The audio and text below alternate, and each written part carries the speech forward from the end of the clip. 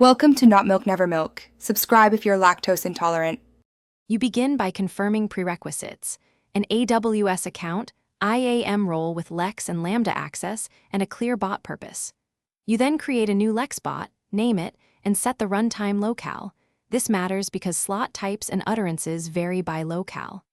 Once done, define your first intent with sample utterances and required slots.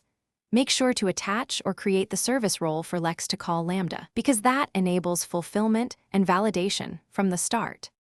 Next, you flesh out the bot by adding intents and slot types. Start with 8 to 12 varied sample utterances so Lex learns patterns.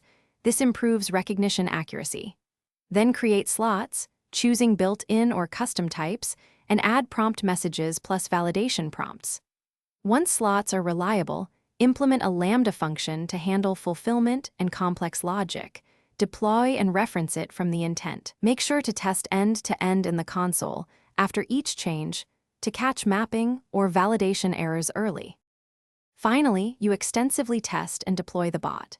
Use the Lex console test pane with varied sample conversations, then create a version and alias to lock behavior for production.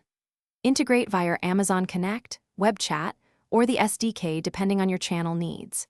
If something breaks, inspect Cloud Watch logs for Lambda and Lex events, confirm IAM policies allow required actions, and expand your utterance coverage. Often missing or ambiguous utterances cause failures.